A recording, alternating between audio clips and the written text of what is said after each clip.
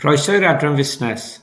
Fe enw I Mr John Price, a fi bydd un o'r athrawon a bydd yn cyflwyno'r unedau busnes i chi ym mlwyddyn 12 a 13. Bydd rhan fwyaf o'r gwaith yn cael ei wneud ar gyfrifiadur a cael ei cyflwyno trwy Google for Education neu Google Docs. Byddwch yn astudio 4 uned o waith dros y 2 flynedd. Ym mlwyddyn 12, mae yna 1 prosiect gwaith cwrs ac 1 aroliad allanol. Mae'r 2 uned o waith yn Hafal neu Werth. Ym mlwyddyn 13, mae uned aroliad sef uned 3 yn cario fwy o pwysau na'r gwaith cwrs uned 4. Yn gyntaf, byddwn ni'n edrych ar yr unedau ym mlwyddyn 12. Byddwn ni'n dechrau'r cwrs gyda uned 1, sef y prosiect gwaith cwrs. Mae'r uned ei hunan wedi cael ei rannu mewn i 3 aseiniad gwahanol.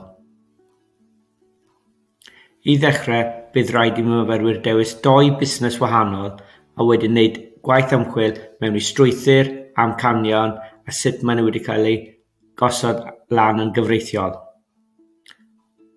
Yn yr ail aseiniad, bydd rhaid i myfyrwyr dewis 1 busnes mawr sydd yn masnachu ar dros Ewrop a wedyn byddwn ni'n edrych ar agweddau fel sut mae amgylchedd economaidd, pethau fel Brexit a pethau fel yna yn effeithio ar busnes hynny. Yn y trydydd aseiniad, bydd rhaid i myfyrwyr dewis busnes bach dynamig ac yna edrych ar sut mae'r menter wedi datblygu dros amser. Ar gyfer yr ail uned o waith, sef uned 2, byddwn ni'n paratoi chi ar gyfer aroliad allanol. Topig yr uned yma yw datblygu ymgyrch marchnata. Byddwch yn cael y cyfle i ddysgu sut mae cwmnïau mawr yn datblygu ymgyrch marchnata a bydd gofyn i chi wedyn i creu un ar gyfer cynnyrch penodol.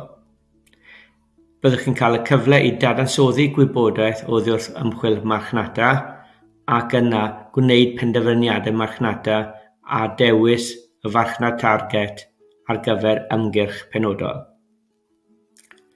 Bydd aroliad allanol ar ddiwedd blwyddyn 12.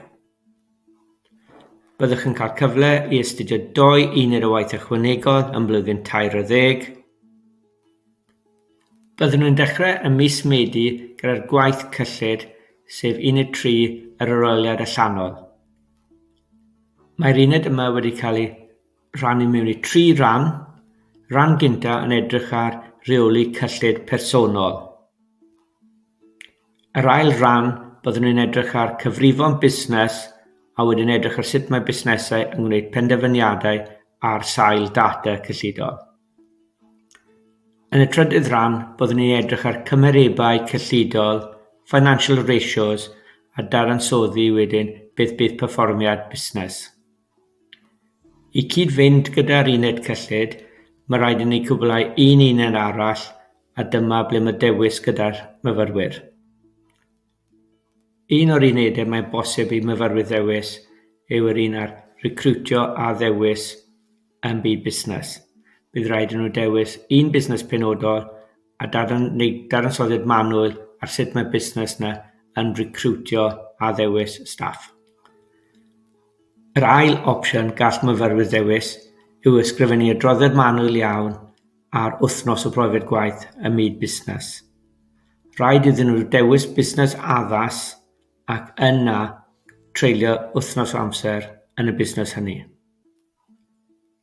Diolch yn fawr iawn am wrando ar y cyflwyniad.